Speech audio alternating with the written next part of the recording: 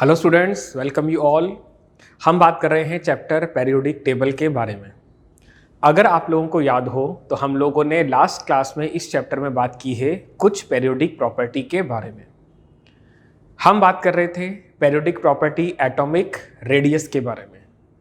अगर हम periodic table में लेफ्ट टू राइट मूव करेंगे along a period, top to bottom move करेंगे इन अ ग्रुप, तो एटम की रेडियस किस तरह से वेरी करती है, यही हम लोगों ने लास्ट क्लास में स्टडी किया था। हम उसी ट्रेंड को आज आगे कंटिन्यू करने वाले हैं और आज हम कुछ नई पेरियोडिक प्रॉपर्टी को स्टडी करेंगे। चलिए स्टार्ट करते हैं हमारी क्लास। हमारी आज की क्लास का टॉपिक है, जो हम लास्ट क्लास में पढ़ रहे थे, वो है पेरियोडिक प्रॉपर्टीज।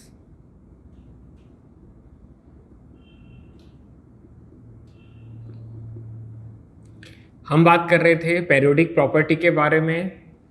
किसी भी पेरियोडिक टेबल में लेफ्ट टू राइट मूव करने पर, टॉप टू बॉटम मूव करने पर किसी भी एटम की प्रॉपर्टी किस तरह से वेरी करती हैं, यही हम इस टॉपिक में स्टडी कर रहे हैं। और हमारी आज की क्लास का जो टॉपिक है वो है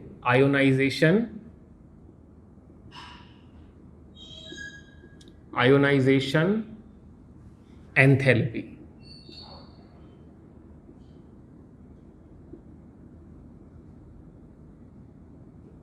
हम आज की क्लास में जो टॉपिक पढ़ने जा रहे हैं पेरियोडिक ट्रेंड में, वो है आयोनाइजेशन एंथैल्पी। देखो, हम ये बात जानते हैं, फॉर एग्जांपल ये हमारा एटम का न्यूक्लियस है और ये एटम का वैलेंस शेल है। वैलेंस शेल में कोई इलेक्ट्रॉन प्लेस्ड है।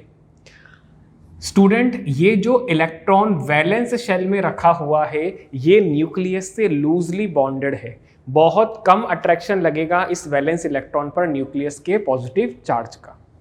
अगर मैं इस इलेक्ट्रॉन को थोड़ी सी भी extra energy provide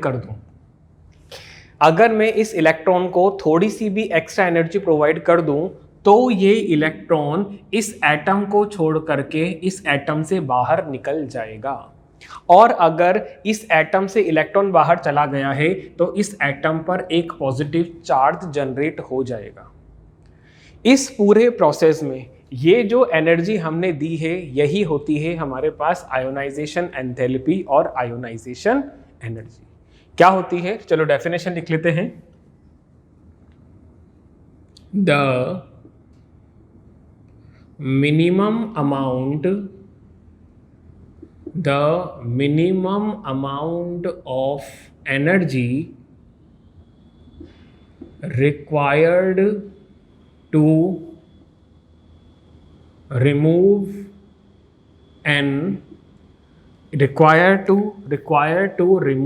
a loosely bonded electron from an isolated gaseous atom so that it convert into gaseous cation is ionization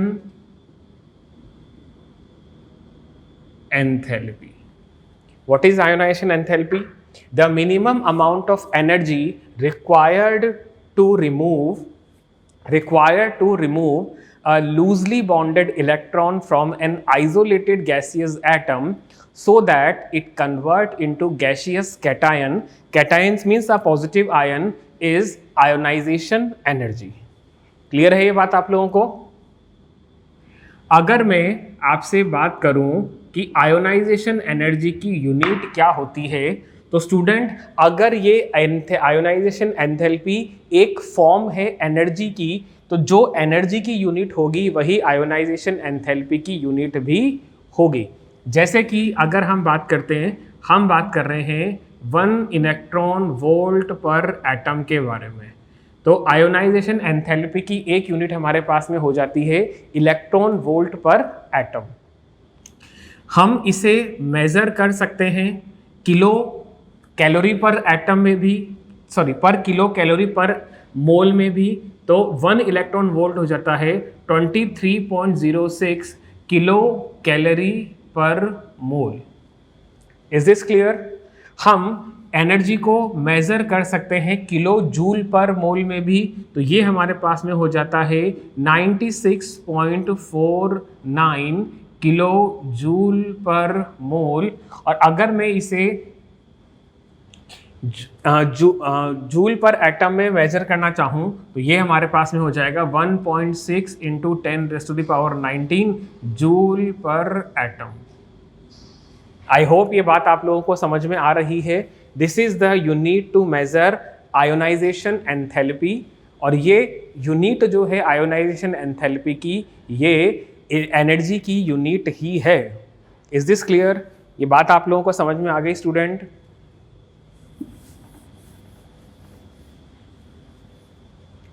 अब देखो, अगर आप लोगों को आयोनाइजेशन एंथैल्पी क्या होती है, उसकी यूनिट्स क्या है, ये भी समझ में आ गया है, तो नेक्स्ट हम बात कर रहे हैं सक्सेसिव आयोनाइजेशन एनर्जी के बारे में।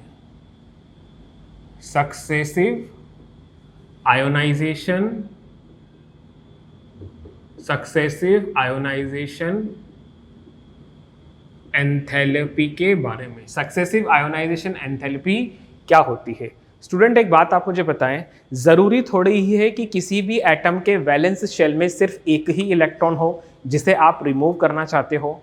कभी कभी 1 और मोर देन 2 इलेक्ट्रॉन भी वैलेंस शेल में अवेलेबल हो जाते हैं। अगर हम उस पूरे एटम के सारे वैलेंस इलेक्ट्रॉन को निकालना चाहें तो हर बार हमें एक नई आयोनाइजेशन एनर्जी देने की ज़रूरत पड़ेगी। और यही हमारे पास में बन जाती है सक्सेसिव आयोनाइजेशन एनर्जी। कैसे? देखो, मेटल है, मैंने इसको फर्स्ट आयोनाइजेशन एंथैल्पी प्रोवाइड की तो ये कन्वर्ट हो जाता है M+1 में और एक इलेक्ट्रॉन यहाँ से बाहर चला जाएगा। ठीक है, अगर मेरे पास M+1 मेटल का पॉजिटिव आयन आ गया है और इसे मैं सेकेंड आयोनाइजेशन एनर्जी प्रोवाइड कर रहा हूँ तो ये +2 आयन में कन्वर्ट होगा और इसका दूसरा वैलेंस, सेकेंड वैलेंस शेल जो है वो भी यहाँ से निकल जाएगा। इसी तरह से इट्स I है ना, I ये है IE1 और IE2। इसी तरह से अगर मेटल का +2 रेडिकल अवेलेबल है और इसे मैं थर्ड आयोनाइजेशन एंथैल्पी प्रोवाइड करता हूँ तो ये थर्ड मेटल के +3 आयन में कन्वर्ट हो जाएगा और एक इलेक्ट्रॉन यहाँ से बाहर निकल जाएगा। यहाँ पर IE1, IE2 and IE3 are the energy required to remove first, second and third electron from valence shell. Atom के वैलेंस शेल में से फर्स्ट, सेकंड और थर्ड इलेक्ट्रॉन को बाहर निकालने के लिए जो एनर्जी है वो हमारे पास IE1, IE2 और IE3 से रिप्रेजेंट की जा रही है। हम रेस्पेक्टिवली इसलिए लिख रहे हैं क्योंकि फर्स्ट के लिए IE1, सेकंड के लिए IE2, थर्ड के लिए IE3। Is this clear? अब अगर मैं इन तीनों ही एनर्जी के बीच में रिलेशन सेट करना चाहूँ तो स्टूडेंट ध्यान रखिएगा, हमेशा IE3 जो है, जो थर्ड आयोनाइजेशन एंथैल्पी है, it must be greater than IE2 first second ionisation enthalpy से, और सेकंड आयोनाइजेशन एंथैल्पी जो है it is always greater than first ionization enthalpy. तो हमेशा ध्यान रखिएगा ये तीनों जो है सक्सेसिव आयोनाइजेशन एनर्जी है, third is greater then second and second is greater then first.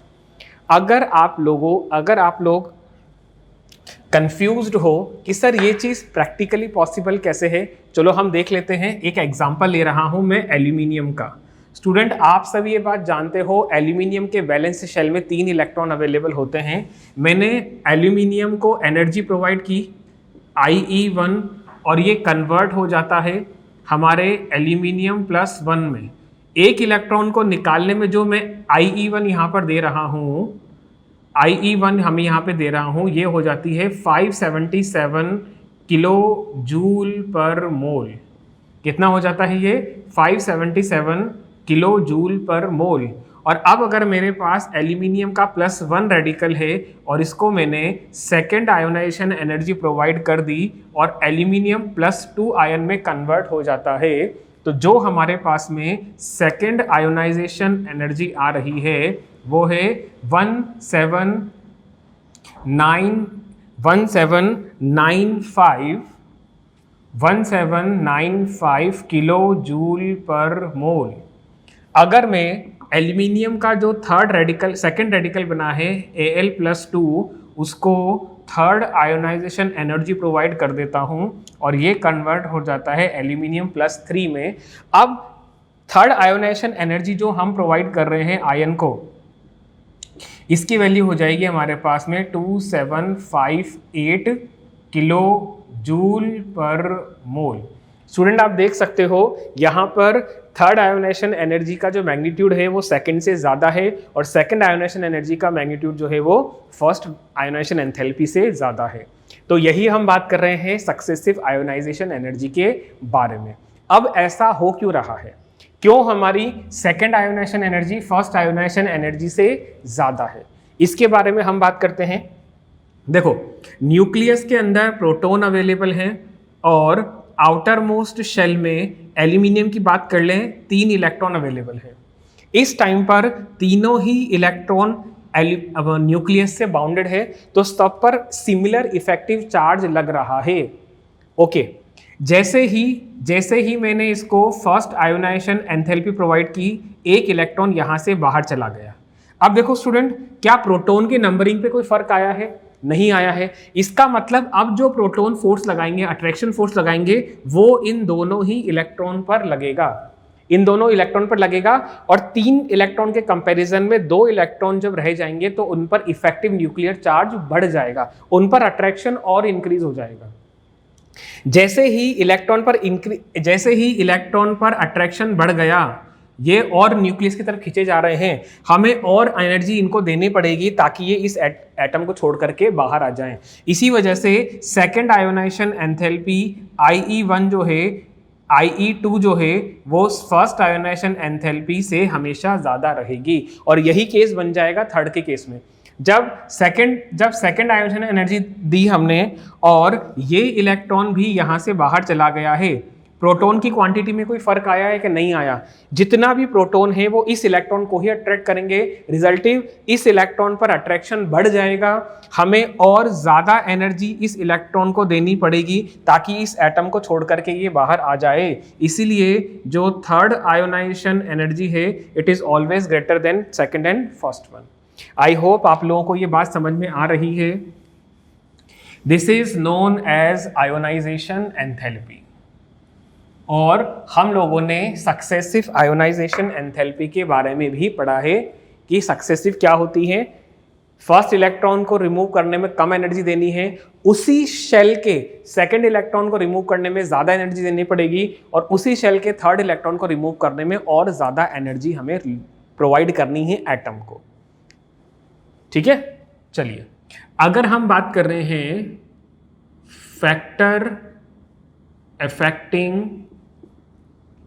Factor affecting ionisation enthalpy. Ionisation enthalpy को कौन कौन से फैक्टर इफेक्ट करते हैं, इसके बारे में अब हम आज की क्लास में पढ़ रहे हैं। इसमें सबसे पहला है हमारा न्यूक्लियर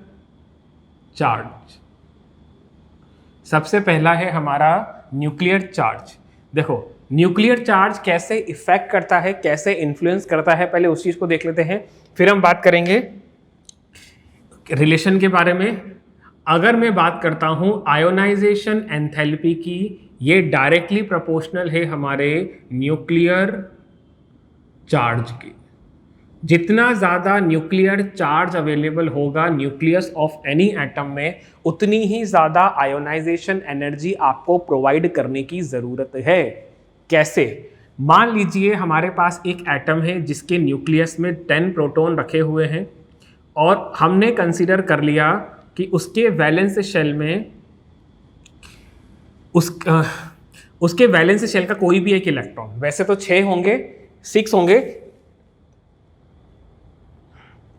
हमने कोई भी एक इलेक्ट्रॉन यहां पर अज्यूम कर, चलो यहां पर 10 मतलब 1 ले लो, 11 ले लो। न्यूक्लियस में 11 प्रोटॉन है, वैलेंस शेल में एक ही इलेक्ट्रॉन है। अब अगर मेरे पास में न्यूक्लियस में 13 प्रोटॉन हो जाएंगे और तो वैलेंस शेल में इलेक्ट्रॉन भी मेरे 3 हो जाएंगे। स्टूडेंट ध्यान रखना, जितना ज़्यादा न्यूक्लियस पर चार्ज होगा उतना ही ज़्यादा ये वैलेंस इलेक्ट्रॉन न्यूक्लियस की तरफ अट्रैक्टेड होंगे। इन दोनों के बीच न्यूक्लियस और इलेक्ट्रॉन के बीच फोर्स ऑफ अट्रैक्शन उतना ही ज़्यादा होगा। सीधी सी बात है, जितना ज़्यादा न्यूक्लियस का चार्ज होगा हम उतना ही ये और टाइटली बाउंडेड है। अगर आप इस इलेक्ट्रॉन को बाहर निकालना चाहते हो तो इस इलेक्ट्रॉन को एनर्जी भी ज़्यादा देनी होगी। यहाँ पर देखो, इस इलेक्ट्रॉन का न्यूक्लियस से जो अट्रैक्शन है वो कम है, इस इलेक्ट्रॉन का न्यूक्लियस से जो अट्रैक्शन है वो ज़्यादा है। जिसका अट्रैक्शन ज़्यादा है उसको ज़्यादा एनर्जी चाहिए ताकि वो एटम से बाहर आ जाए। इसलिए हम कह रहे हैं जितना ज़्यादा न्यूक्लियर चार्ज होगा आयोनाइजेशन एनर्जी हमें उतनी ही ज़्यादा देनी होगी। क्लियर है ये बात? सबको समझ में आ गई? चलिए नेक्स्ट हम लोग बात कर रहे हैं, नेक्स्ट जो फैक्टर हम बात कर रहे हैं जो इफेक्ट कर रहा है आयोनाइजेशन एंथैल्पी को, वो है हमारा एटॉमिक साइज। वो हम बात कर रहे हैं एटॉमिक साइज के बारे में। देखो, एक न्यूक्लियस ये रहा, इसका फर्स्ट शेल और ये इसका सेकंड शेल, और सेकंड शेल में सिर्फ एक ही इलेक्ट्रॉन है। दूसरा न्यूक्लियस ये रहा हमारा, इसका फर्स्ट शेल, सेकंड शेल और थर्ड शेल। थर्ड शेल में भी सिर्फ एक ही इलेक्ट्रॉन है। ठीक है, अब स्टूडेंट आप एक बात ये देखना कि यहां पर जो न्यूक्लियस है वो इलेक्ट्रॉन के ज्यादा क्लोज है। जो इलेक्ट्रॉन है वो न्यूक्लियस के ज्यादा क्लोज है, जबकि भी सेकंड केस में इलेक्ट्रॉन जो है वो न्यूक्लियस से थोड़ा डिस्टेंस पर है। अब क्या होगा, अगर इसके बीच डिस्टेंस कम है इसका मतलब जो अट्रैक्शन है वो ज़्यादा है। अगर इनके बीच डिस्टेंस ज़्यादा है इसका मतलब न्यूक्लियस और इलेक्ट्रॉन के बीच अट्रैक्शन जो है वो कम है।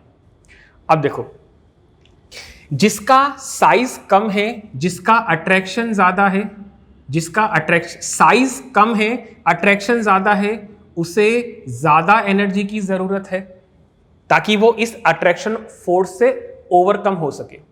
जिसका साइज बड़ा है अट्रैक्शन कम है, उसे कम एनर्जी की जरूरत है।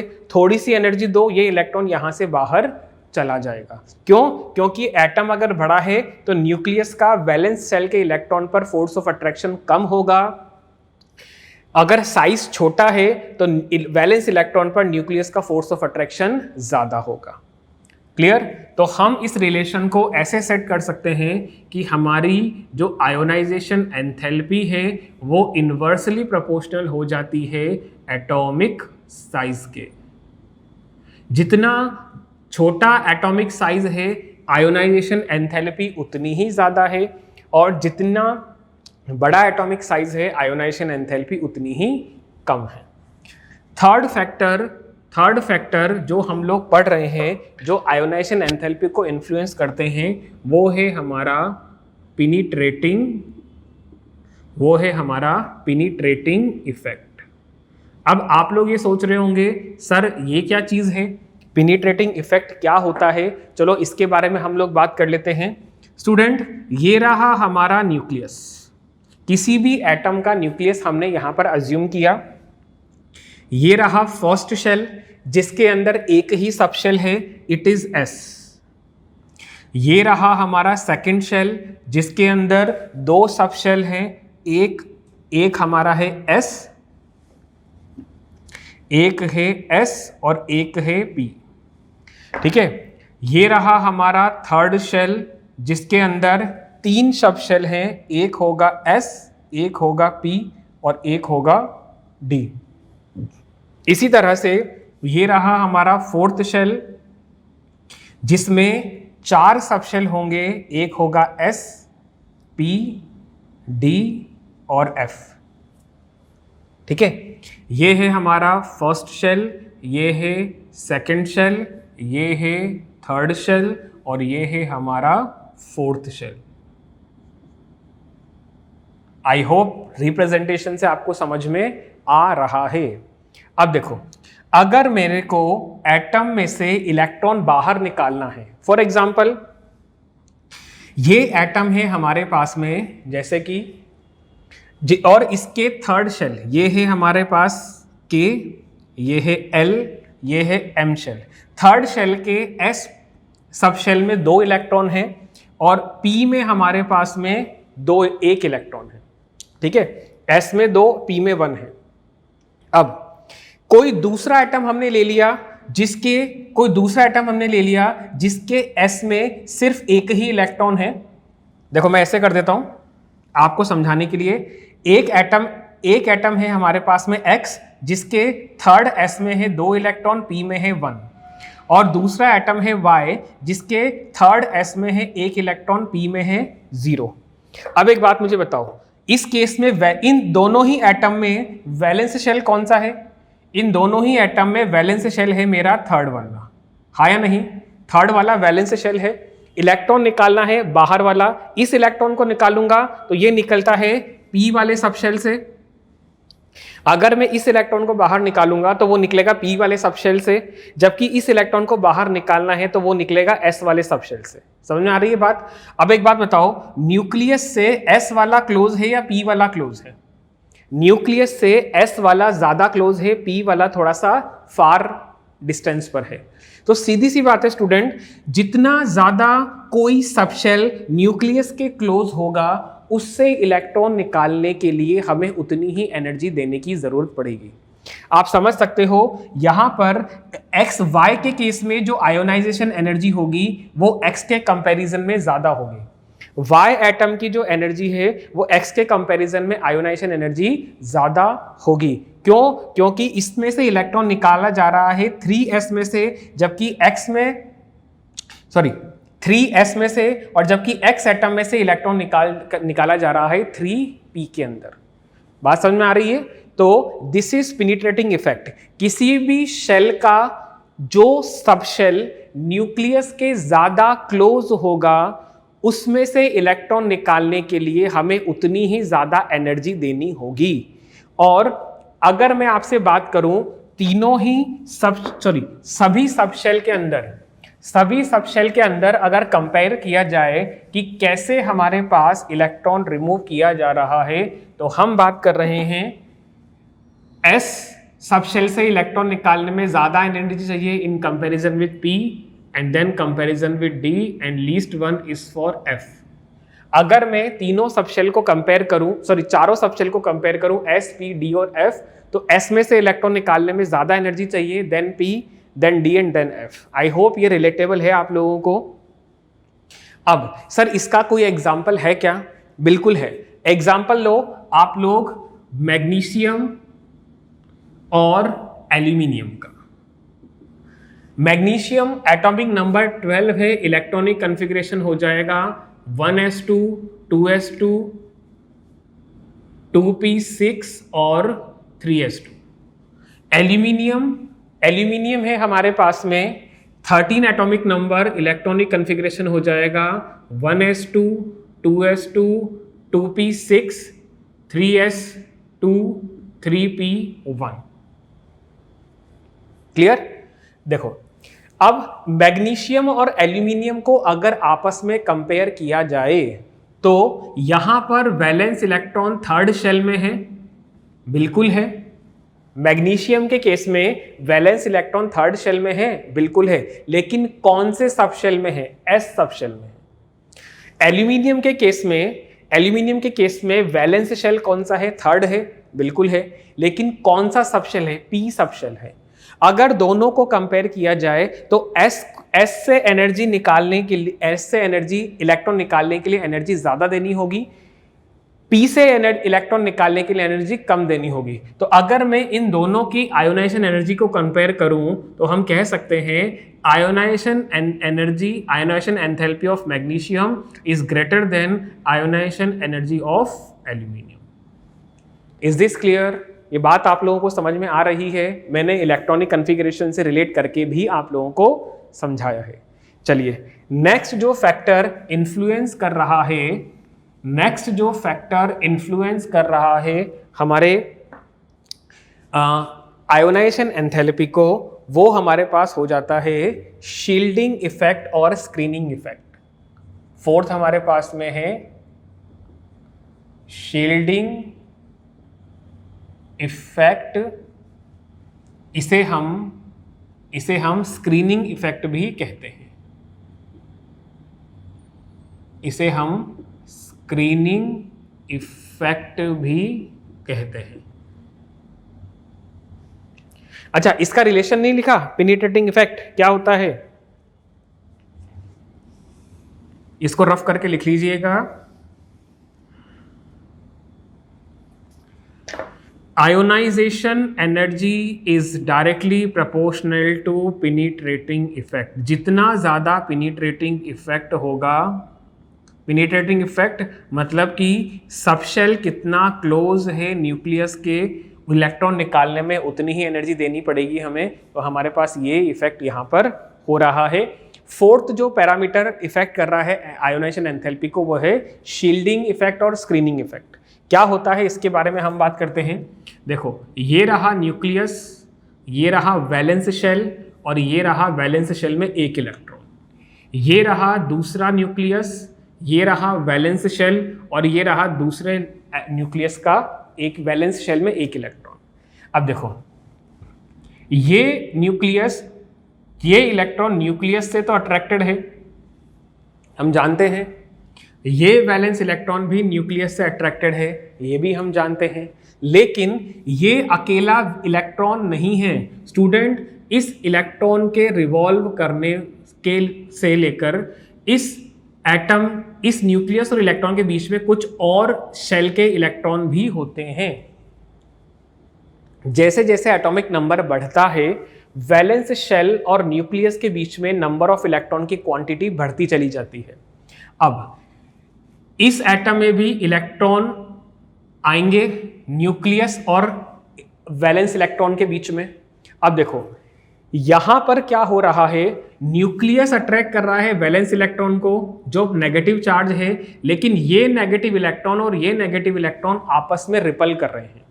ये अट्रैक्ट कर रहे हैं, ये सारे मिलकर के इस नेगेटिव इलेक्ट्रॉन को रिपल कर रहे हैं। जितने ज्यादा इलेक्ट्रॉन न्यूक्लियस और वैलेंस इलेक्ट्रॉन के बीच में होंगे, रिपल्शन उतना ही ज्यादा होगा। ये जो रिपल्शन है ये उतना ही ज्यादा होगा, समझ रहे हो। और जितना ज्यादा इनर शेल के इलेक्ट्रॉन, वैलेंस शेल की बात नहीं कर रहे, इनर शेल के इलेक्ट्रॉन जितना ज्यादा वैलेंस शेल के इलेक्ट्रॉन को रिपल करेंगे, हमने थोड़ी सी एनर्जी दी और ये इलेक्ट्रॉन एटम से बाहर आ गया। ये कब होगा? जब नंबर ऑफ इलेक्ट्रॉन ज्यादा हैं न्यूक्लियस और वैलेंस इलेक्ट्रॉन के बीच में। ठीक, अगर न्यूक्लियस और वैलेंस इलेक्ट्रॉन के बीच नंबर ऑफ इलेक्ट्रॉन कम है, ये अट्रैक्शन ज्यादा है और ये रिपल्शन कम है, तो आपको ज्यादा एनर्जी देनी पड़ेगी इस इलेक्ट्रॉन को ताकि ये इस न्यूक्लियस से बाहर आ जाए। समझ में आ रही है बात आप लोगों को? तो हम क्या कह रहे हैं, इसी को कहा जाता है स्क्रीनिंग इफेक्ट और शील्डिंग इफेक्ट। हम कह सकते हैं ionization energy is inversely proportional to the screening effect. जितना ज़्यादा स्क्रीनिंग इफेक्ट होगा उतनी ही कम आयोनाइजेशन एनर्जी आपको देनी पड़ेगी ताकि वैलेंस शेल से एक इलेक्ट्रॉन को बाहर निकाला जा सके। क्लियर है ये बात?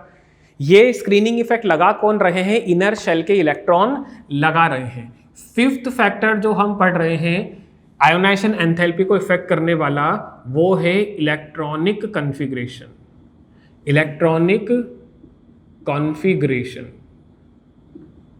अब स्टूडेंट आप लोग सोच रहे होंगे इलेक्ट्रॉनिक कॉन्फ़िगरेशन कैसे मेजर करेगा, तो इसमें एक पॉइंट नोट करके लिखिएगा, exactly half filled and full field shall provide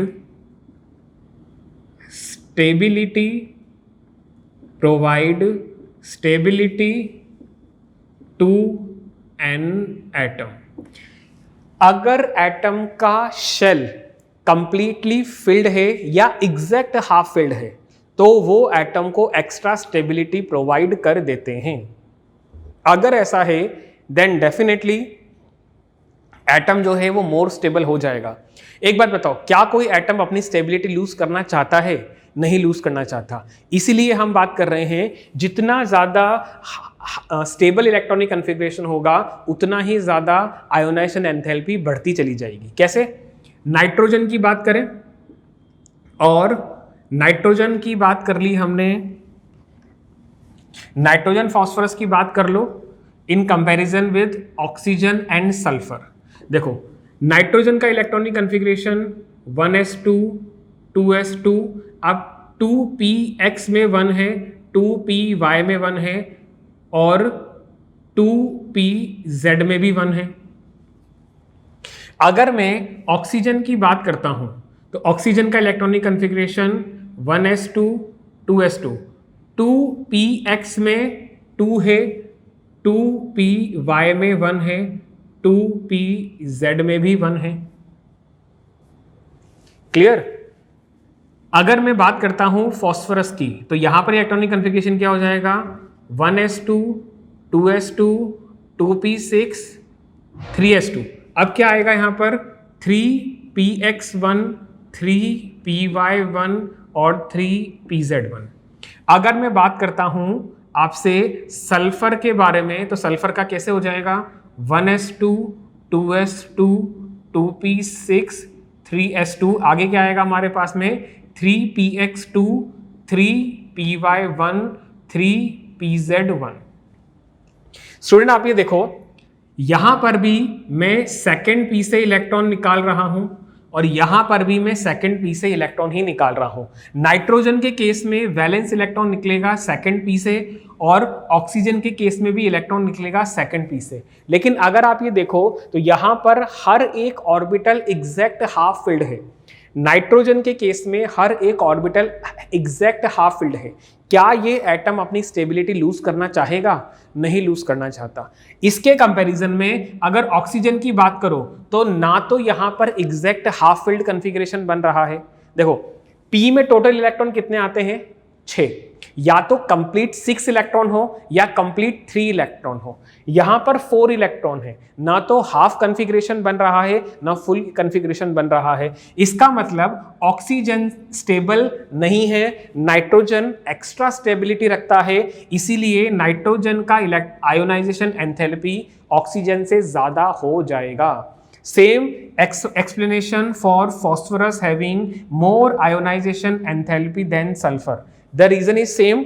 यहां पर तीनों p subshell stable electronic configuration रख रहे हैं एग्जैक्ट हाफ फील्ड, जबकि यहां पर ना तो कंप्लीटली फील्ड है ना एग्जैक्ट हाफ फील्ड है। क्लियर है ये बात आपको?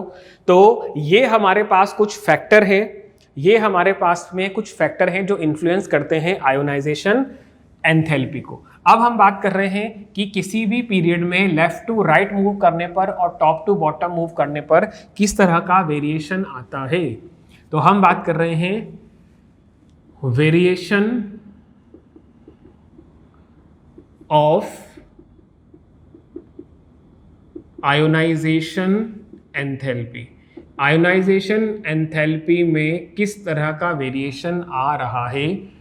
तो सबसे पहले हम बात कर रहे हैं अलोंग अ पीरियड। किसी भी पीरियड में आयोनाइजेशन एंथैल्पी कैसे बढ़ती है?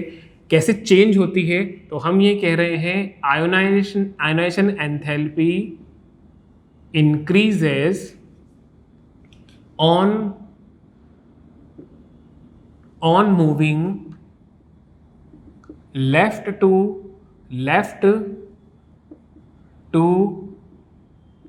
right in a period of a periodic table. periodic table में लेफ्ट टू राइट अगर हम मूव कर रहे हैं तो आपकी हर एटम की आयोनाइजेशन एंथैल्पी जो है वो रेगुलरली इंक्रीज होती चली जाएगी, ionization enthalpy increases on moving left to right in a period. और सेकंड हम बात कर रहे हैं अलोंग अ ग्रुप, तो हम क्या बात कर रहे हैं, ionization enthalpy decreases on moving top to bottom in a group. किसी भी पेरियोडिक टेबल के ग्रुप में टॉप टू बॉटम मूव करने पर आयोनाइजेशन एंथैल्पी रेगुलरली डिक्रीज होती रहती है। स्टूडेंट, कुछ एक्सेप्शन हैं स्टेबल इलेक्ट्रॉनिक कॉन्फ़िगरेशन के, पेनिट्रेटिंग इफेक्ट के, शील्डिंग इफेक्ट के, जो मैं ऑलरेडी आप लोगों को यहां पर लिखवा चुका हूं। बट अगर हम बात कर रहे हैं पेरियोडिक टेबल के बारे में, ये रही हमारी पेरियोडिक टेबल, हम मूव कर रहे हैं लेफ्ट टू राइट, हम मूव कर रहे हैं टॉप टू बॉटम, तो मैं एरो लगा रहा हूं सिर्फ इंक्रीज्ड डायरेक्शन में। अगर along a group top to bottom decrease हो रही है, इसका मतलब बॉटम टू टॉप इंक्रीज भी होगी। और अगर मैं मूव कर रहा हूं लेफ्ट टू राइट तो आयोनाइजेशन एंथैल्पी रेगुलर इंक्रीज होती रहती है। इसका मतलब ये हुआ कि जो एल्काली मेटल्स होंगे उनकी आयोनाइजेशन एंथैल्पी किसी भी पीरियड में कम होगी और हैलोजन की आयोनाइजेशन एंथैल्पी सबसे ज्यादा होगी। क्लियर? या हम बात करें नोबल गैसेस की, नोबल गैस भी स्टेबल इलेक्ट्रॉनिक कॉन्फ़िगरेशन रखते हैं, इसीलिए along the periodic table noble gas की आयोनाइजेशन एंथैल्पी मैक्सिमम रहने वाली है। ये बात समझ में आ गई सभी को? क्लियर है?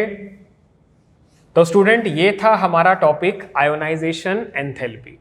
हमने आज की क्लास में सेकेंड पेरियोडिक प्रॉपर्टी जो है उसको भी स्टडी कर लिया। अब हम थर्ड पेरियोडिक प्रॉपर्टी की तरफ मूव करने वाले हैं।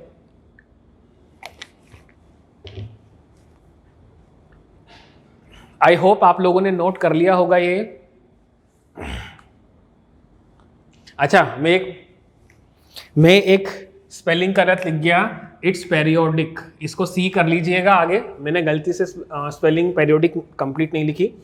चलिए, पेरियोडिक प्रॉपर्टी में जो नेक्स्ट प्रॉपर्टी हम लोग पढ़ रहे हैं वो है इलेक्ट्रॉन गेन एंथैल्पी, या इसे हम कहते हैं इलेक्ट्रॉन एफिनिटी। सेकंड जो प्रॉपर्टी हम लोग पढ़ रहे हैं, सॉरी थर्ड जो प्रॉपर्टी जो हम लोग पढ़ रहे हैं वो है इलेक्ट्रॉन गेन एंथैल्पी, या हम इसे इलेक्ट्रॉन एफिनिटी के नाम से भी जानते हैं। ये हमारी थर्ड प्रॉपर्टी है पेरियोडिक प्रॉपर्टी, जिसको हम पेरियोडिक टेबल में कैसे चेंज होती है उसके बारे में बात करने वाले हैं। स्टूडेंट, अगर आप लोगों को आयोनाइजेशन एनर्जी समझ में, आयोनाइजेशन एंथैल्पी या एनर्जी समझ में आ गई है, ये उसका रिवर्स है। कैसे? पहले डेफिनेशन लिख लेते हैं, फिर इसके ट्रेंड के बारे में हम लोग बात करेंगे कि ये कैसे मूव करती है in a group or period. The amount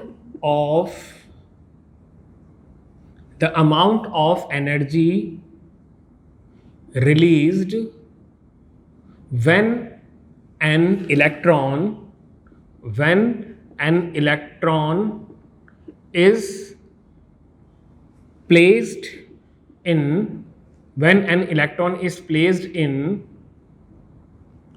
valence shell of an isolated gaseous atom to form a gaseous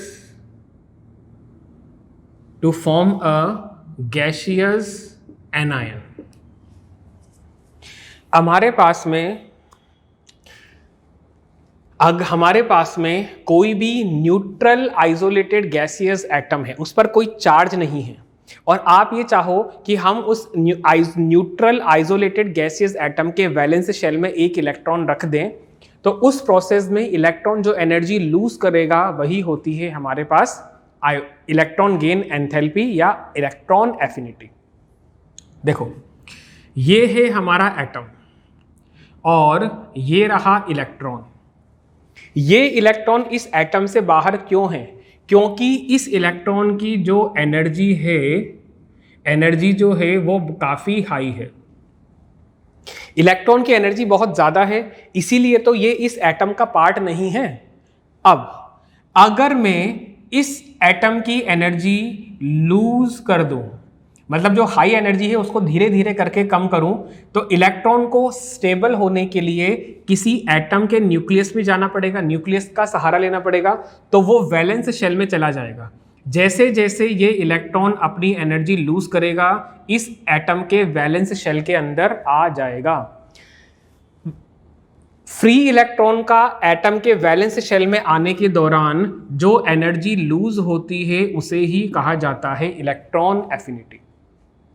और इलेक्ट्रॉन गेन करके ये जो एटम है ये एक नेगेटिव चार्ज गेन कर लेता है और ये कन्वर्ट हो जाता है गैसियस एनायन में। Is this clear? ये बात आप लोगों को समझ में आ गई? क्लियर है ये बात? चलिए, अगर आप लोगों को ये बात समझ में आ गई है कि इलेक्ट्रॉन गेन एंथैल्पी या इलेक्ट्रॉन एफिनिटी क्या होती है, तो हम बात कर रहे हैं successive electron gain enthalpy. Electron gain enthalpy को शॉर्ट फॉर्म में मैं इलेक्ट्रॉन एफिनिटी EA से रिप्रेजेंट कर रहा हूं। हम बात कर रहे हैं सक्सेसिव इलेक्ट्रॉन एफिनिटी के बारे में। देखो, ये हमारे पास में कोई एटम है, ठीक है। अगर मैंने इसमें इलेक्ट्रॉन ऐड किया तो ये कन्वर्ट हो जाता है एक नेगेटिव रेडिकल में, ये नेगेटिव आयन बना लेगा। तो यहाँ पर हमारे पास में जो इलेक्ट्रॉन एफिनिटी है, यहाँ पर जो हमारे पास इलेक्ट्रॉन एफिनिटी है ये नेगेटिव होगी। इलेक्ट्रॉन एफिनिटी जो है ये नेगेटिव होगी। ये नेगेटिव क्यों होगी? नेगेटिव का मतलब ये है कि एटम ने एनर्जी आपको दी है। देखो स्टूडेंट, एक बात ध्यान रखना, केमिस्ट्री में दो कंसेप्ट चलते हैं। कोई भी सिस्टम है, अगर सिस्टम आपको एनर्जी दे रहा है तो वो नेगेटिव है, ठीक। सिस्टम है, आप सिस्टम को एनर्जी दे रहे हो तो ये पॉजिटिव है। क्लियर? एटम है, इलेक्ट्रॉन है, ये दोनों मिलकर के एक सिस्टम बना रहे हैं। अगर ये सिस्टम रिएक्ट करके एनर्जी आपको देंगे तो इसे नेगेटिव माना जाएगा। यहां पर नेगेटिव सिर्फ डायरेक्शन को रिप्रेजेंट कर रहा है कि कौन किसको एनर्जी दे रहा है। यहां पर वो मैथमेटिक्स वाला नेगेटिव नहीं कि नेगेटिव का मतलब चला गया कि 0 के बिलो, ये वो कंसेप्ट नहीं है, ठीक। अब देखो, अगर मेरे पास में कोई नेगेटिव रेडिकल है और इसमें मुझे सेकंड इलेक्ट्रॉन प्लेस करना है, तो अब मुझे ये भी नेगेटिव है। देखो, पहले ये न्यूट्रल था, ये नेगेटिव, तो इनके बीच में कोई अट्रैक्शन नहीं था तो रिपल्शन भी नहीं था। इनके बीच में अट्रैक्शन नहीं था तो कोई रिपल्शन भी नहीं था, तो इसने इलेक्ट्रॉन को प्लेस कर दिया। लेकिन अगर मेरे पास में अब ये एक नेगेटिव रेडिकल है, तो क्या वो इस नेगेटिव इलेक्ट्रॉन को रिपल करेगा? बिल्कुल करेगा, बिल्कुल करेगा। तो आपको लगता है कि ये इलेक्ट्रॉन अब एनर्जी हमें वापस देने वाला है? नहीं, अब आपको ही एनर्जी देनी है इस सिस्टम को। तो जब हमारे पास में आयन -2 बनने वाला होगा, तो जो इलेक्ट्रॉन एफिनिटी होगी वो हमारे पास पॉजिटिव इलेक्ट्रॉन एफिनिटी बन करके आती है। नेगेटिव का मतलब सिस्टम आपको दे रहा है, पॉजिटिव का मतलब आप सिस्टम को दे रहे हो। क्लियर? तो यहां पर ये कंसेप्ट लग रहा है। फॉर एग्जाम्पल मैं ऑक्सीजन की बात करता हूं। ऑक्सीजन का न्यूट्रल एटम एक इलेक्ट्रॉन प्लेस करना है तो ये बनेगा O-1। इस कंडीशन में जो इलेक्ट्रॉन एफिनिटी हम यूज जो हमें मिलने वाली है ये है -141 किलो जूल पर मोल। अब जो हमारे पास ऑक्सीजन का नेगेटिव रेडिकल है मुझे इसमें एक और इलेक्ट्रॉन प्लेस करना है ताकि ये O-2 बन जाए। तो स्टूडेंट ध्यान रखना इस प्रोसेस के लिए सेकंड स्टेप के लिए एनर्जी हमें मिलेगी नहीं, हमें देनी है। तो जो इलेक्ट्रॉन एफिनिटी हमारी होगी ये होगी +780 किलो जूल पर मोल। आप देखो पहले वाला पॉजिटिव नेगेटिव साइन सिस्टम ने आपको दिया, सेकंड वाला पॉजिटिव साइन सिस्टम को आप दे रहे हो। कितना बड़ा डिफरेंस आ गया है। क्लियर है ये बात, समझ में आ गई आप लोगों को। इसी तरह से अगर मैं बात कर रहा हूं सल्फर के बारे में, सल्फर को सल्फर का न्यूट्रल एटम है, एक इलेक्ट्रॉन प्लेस करना है तो ये बन जाएगा S-1। इसके लिए जो इलेक्ट्रॉन एफिनिटी है ये 200 किलो जूल पर मोल होगी। लेकिन अगर सल्फर का -1 आयन है और इसमें एक और इलेक्ट्रॉन मुझे प्लेस करना है ताकि ये S-2 में कन्वर्ट हो जाए, सॉरी ये है -200, ठीक है। और अब जो सेकंड इलेक्ट्रॉन एफिनिटी हमें मिलेगी ये होगी हमारे पास में 590 किलो जूल पर मोल और ये पॉजिटिव में है। Is this clear? ठीक है। First ionization enthalpy, first electron affinity negative, second electron affinity positive रहती है। दोनों का नेगेटिव पॉजिटिव का मतलब क्या है वो भी मैंने आप लोगों को यहां पर बता दिया है। स्टूडेंट्स अगर मैं आपसे बात करूं कि इलेक्ट्रॉन एफिनिटी की यूनिट क्या होगी, तो अगर ये एनर्जी है तो एनर्जी की ही यूनिट होगी। हम इसे मेजर करते हैं 1 इलेक्ट्रॉन वोल्ट पर एटम में, जो कि हमारे पास में होता है 23.06 किलो कैलोरी पर मोल। यही हमारे पास में होता है 9649 किलो जूल पर मोल और यही हमारे पास में होता है 1.6 × 10⁻19 joule per mole. Is this clear? Sorry 19 joule per atom, not mole per atom. I hope आप लोगों को यूनिट और सक्सेशन क्या है वो समझ में आ रहा है। अगर मैं आपसे बात करूं factor affecting ionization factor affecting electron affinity, electron affinity या इलेक्ट्रॉन गेन एंथैल्पी को कौन कौन से फैक्टर इन्फ्लुएंस करते हैं, तो सबसे पहला फैक्टर जो हम पढ़ रहे हैं वो है न्यूक्लियर चार्ज। वो है न्यूक्लियर चार्ज। कैसे? जितना ज़्यादा न्यूक्लियर चार्ज होगा इलेक्ट्रॉन एफिनिटी उतनी ही ज़्यादा हमें मिलेगी। तो हम कह सकते हैं electron affinity is directly proportional to the nuclear charge. देखो मेरी बात सुनो, यहाँ पर 4 प्रोटॉन है न्यूक्लियस में और ये रहा वैलेंस शेल। 4 नहीं लो, चलो 5 ले लो। अरे 5 भी क्यों, दूसरा ले लेते हैं हम लोग। हमने ले लिए 8 प्रोटॉन है न्यूक्लियस में और वैलेंस शेल में 6 इलेक्ट्रॉन है। अब अगर मैं आपसे बात करता हूं न्यूक्लियस में हमारे पास 9 प्रोटॉन हैं और वैलेंस शेल में टोटल 7 इलेक्ट्रॉन हैं। मुझे इसको भी नेगेटिव बनाना है, इसको भी नेगेटिव बनाना है। एक इलेक्ट्रॉन यहां रखा जाएगा, एक इलेक्ट्रॉन यहां रखा जाएगा।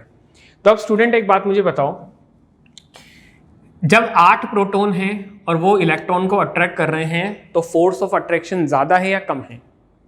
कम है। जब न्यूक्लियस में चार्ज ज्यादा है तो आउटर मोस्ट शेल के इलेक्ट्रॉन पर फोर्स ऑफ अट्रैक्शन कम है या ज्यादा है? ज्यादा है। तो एक बात बताओ, इलेक्ट्रॉन है वो न्यूक्लियस उसको आसानी से अपनी तरफ अट्रैक्ट करेगा। जितना ज्यादा इलेक्ट्रॉन न्यूक्लियस की तरफ अट्रैक्ट होगा, ये इलेक्ट्रॉन उतनी ही ज्यादा एनर्जी एटमॉस्फेयर में रिलीज कर पाएगा। ठीक है, जितना ज्यादा न्यूक्लियर चार्ज है उतनी ही ज्यादा इलेक्ट्रॉन एफिनिटी ये शो कर रहा है। अगर फोर्स ऑफ अट्रैक्शन कम है, इलेक्ट्रॉन को यहां पर आना है, तो इस इलेक्ट्रॉन को अपने साथ कुछ एनर्जी लेकर के आनी होगी। मतलब ये बहुत कम एनर्जी रिलीज करेगा। जितना कम न्यूक्लियर चार्ज है उतना ही कम इलेक्ट्रॉन एफिनिटी या वो एनर्जी जो हमें ये रिलीज करके देगा वो कम मिलने वाली है। Is this clear? ये समझ में आ गई बात आप लोगों को? सेकंड हम लोग बात कर रहे हैं एटॉमिक साइज। नेक्स्ट हम बात कर रहे हैं एटॉमिक साइज। कैसे?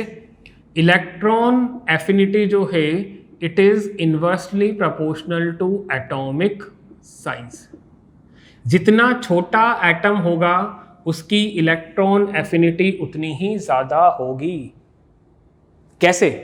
देखो सीधी सी बात है, न्यूक्लियस 2 शेल हैं, न्यूक्लियस 3 शेल हैं। मुझे इलेक्ट्रॉन रखना है सेकंड शेल में, इलेक्ट्रॉन रखना है थर्ड शेल में। अब जितना कम साइज होगा इलेक्ट्रॉन का, वैलेंस इलेक्ट्रॉन पर न्यूक्लियस का चार्ज उतना ही ज्यादा लगेगा। देखो अगर ये चार्ज ज्यादा लग रहा है, अगर ये चार्ज ज्यादा लग रहा है, इसका मतलब ये है कि बहुत कम एनर्जी जो है इलेक्ट्रॉन लूज करके यहां पर प्लेस्ड हो पाएगा। इसका मतलब साइज छोटा तो ज्यादा एनर्जी रिलीज होगी। लेकिन अगर साइज बड़ा है, इसका मतलब न्यूक्लियस का वैलेंस शेल पर अट्रैक्शन कम है, इलेक्ट्रॉन बहुत कम एनर्जी लूज करेगा, तब जाकर के वो इस वैलेंस शेल में प्लेस हो पाएगा। इसीलिए हम कह रहे हैं साइज बड़ा, आयोनाइजेशन एनर्जी इलेक्ट्रॉन एफिनिटी कम है, साइज छोटा, इलेक्ट्रॉन एफिनिटी ज्यादा है। ये बात समझ में आ गई सभी को? स्टूडेंट कंफ्यूज मत होइएगा, मैं थोड़ा सा स्टेटमेंट देते समय आयोनाइजेशन एंथैल्पी वर्ड यूज कर रहा हूं क्योंकि हमने एक टॉपिक दोनों साथ साथ लेकर के चले हैं इसलिए।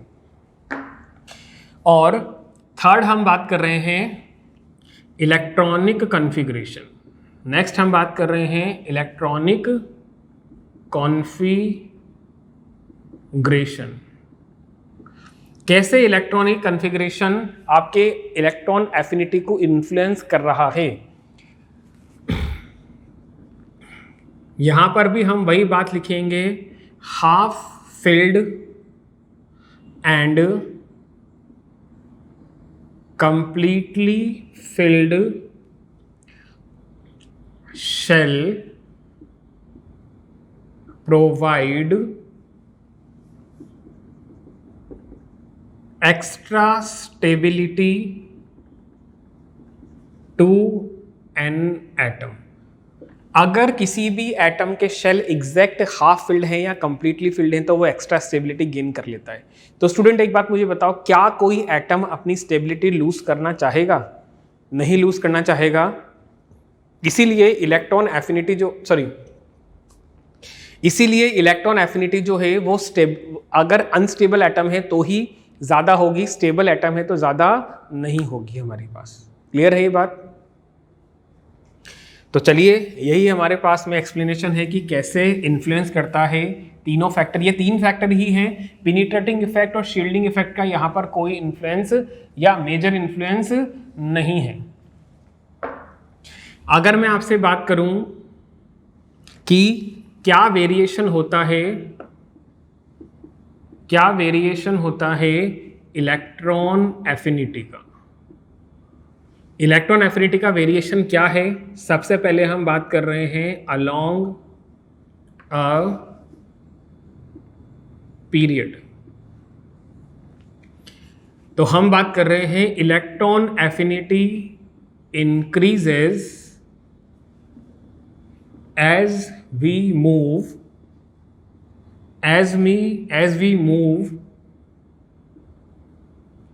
left to right in a period. किसी भी पेरियोडिक टेबल के किसी भी पीरियड में लेफ्ट टू राइट मूव करने पर इलेक्ट्रॉन एफिनिटी की वैल्यू रेगुलरली इंक्रीज होती चली जाती है। और अगर मैं आपसे बात करूं along a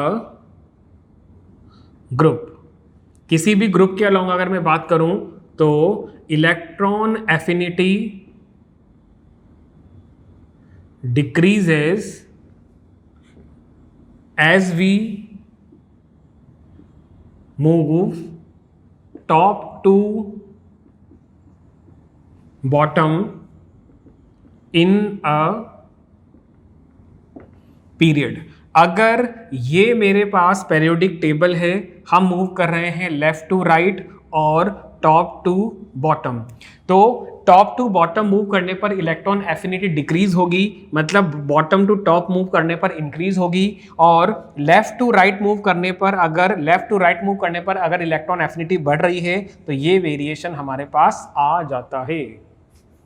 is this clear? क्या ये बात आप लोगों को समझ में आ रही है?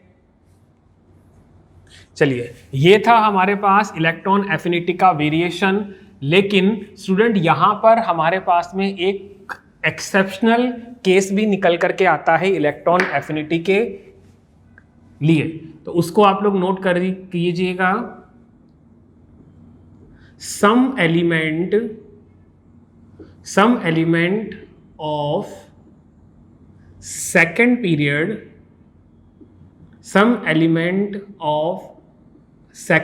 period, देखो, अगर मैंने कहा कि अलोंग अ ग्रुप अगर मैंने कहा टॉप टू बॉटम मूव करने पर इलेक्ट्रॉन एफिनिटी बढ़ रही है, तो फर्स्ट से सेकंड में इंक्रीज होगी, सेकंड से थर्ड में इंक्रीज होगी, थर्ड से फोर्थ में इंक्रीज होगी, है ना। लेकिन some element of second period have low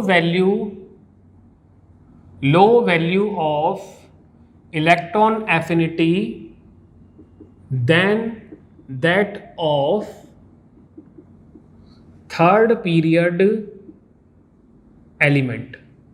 second period के कुछ एलिमेंट ऐसे होते हैं जो थर्ड पीरियड के एलिमेंट से कम एफिनिटी शो करते हैं। ऐसा क्यों होता है इसके बारे में हम बात कर लेते हैं। Due to their small size and increase in effective nuclear charge. किसी भी पेरियोडिक टेबल में लेफ्ट टू राइट अगर हम मूव करते हैं तो इफेक्टिव न्यूक्लियर चार्ज बढ़ता है और एटम का साइज छोटा होता चला जाता है। इसीलिए सेकेंड पीरियड के एलिमेंट जो हैं वो थर्ड पीरियड के एलिमेंट के कंपैरिजन में लो इलेक्ट्रॉन एफिनिटी शो करते हैं। कैसे?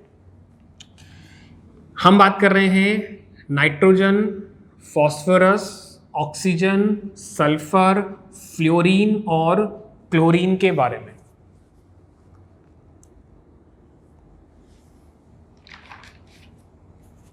देखो, नाइट्रोजन की फर्स्ट इलेक्ट्रॉन एफिनिटी की बात करें, सेकंड या थर्ड से हमें मतलब नहीं है, फर्स्ट इलेक्ट्रॉन एफिनिटी की। देखो, नाइट्रोजन की फर्स्ट इलेक्ट्रॉन एफिनिटी है 31 किलो जूल पर मोल, जबकि फॉस्फोरस की हो जाती है -74 kilo joule per mole.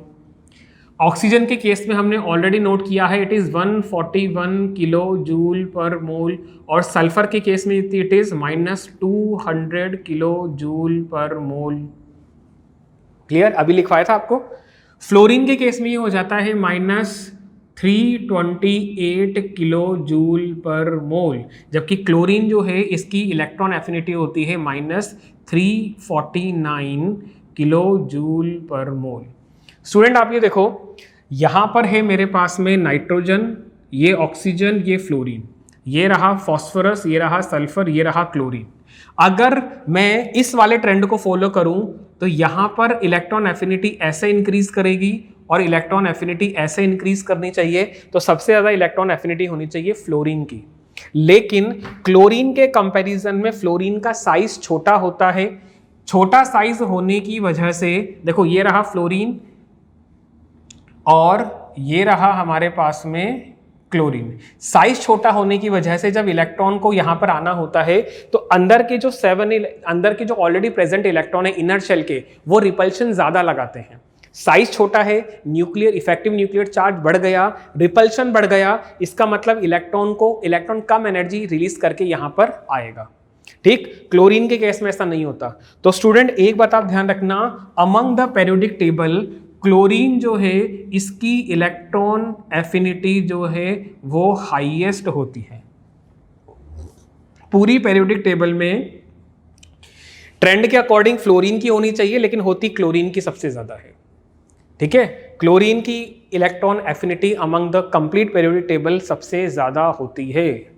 I hope आप लोगों को ये बात समझ में आ गई होगी क्यों होती है, ये रीजन भी आप लोगों को समझ में आ गया होगा।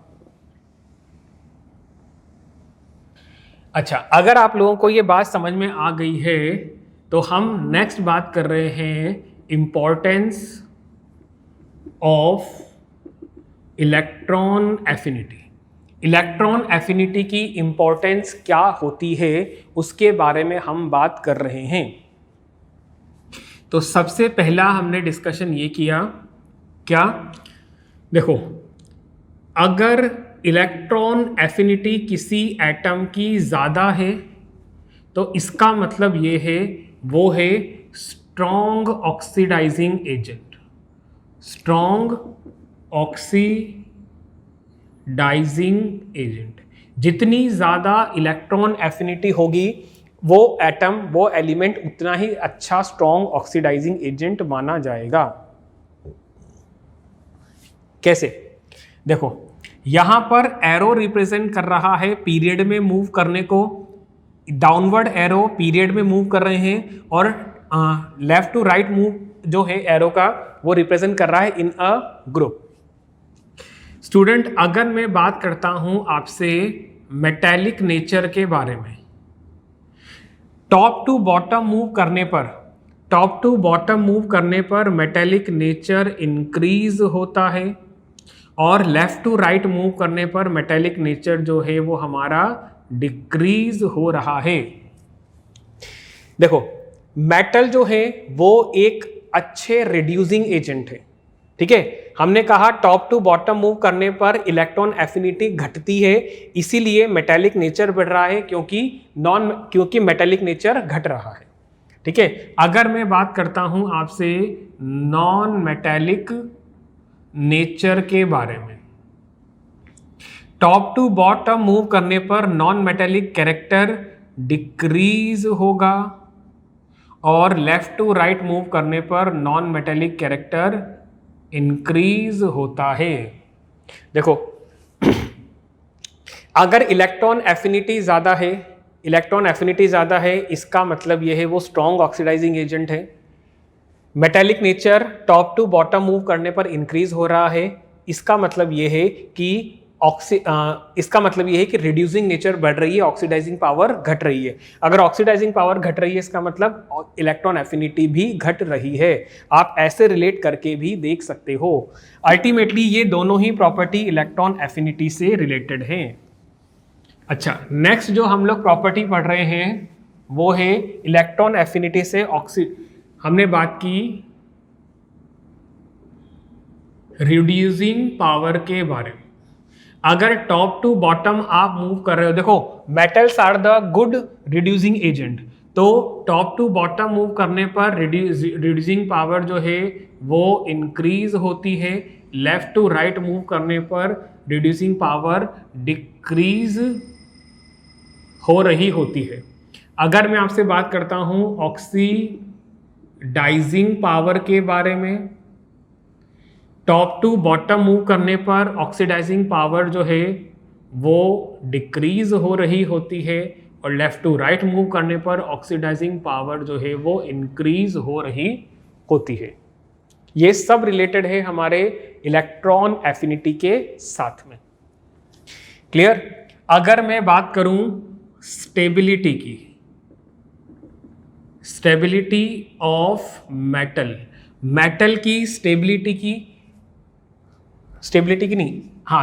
की अगर हम बात करें तो टॉप टू बॉटम मूव करने पर स्टेबिलिटी हमारी डिक्रीज हो रही है, टॉप टू बॉटम मूव करने पर स्टेबिलिटी हमारी इंक्रीज हो रही है, और लेफ्ट टू राइट मूव करने पर स्टेबिलिटी हमारी डिक्रीज हो रही है।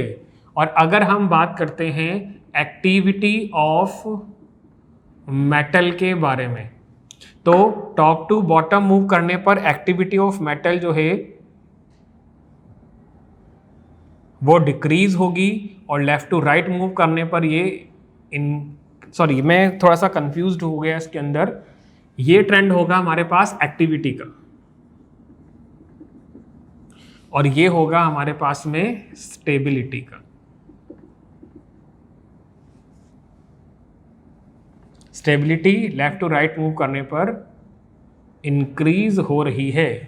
तो स्टूडेंट ये हमारे पास ट्रेंड है इलेक्ट्रॉन एफिनिटी से रिलेटेड। आज की क्लास में हमने पढ़ा कि आयोनाइजेशन एंथैल्पी और इलेक्ट्रॉन एफिनिटी क्या होती है। आज की क्लास में इतना ही, मिलते हैं नेक्स्ट क्लास में नई पेरियोडिक प्रॉपर्टी के साथ में। Till then keep learning, thank you so much.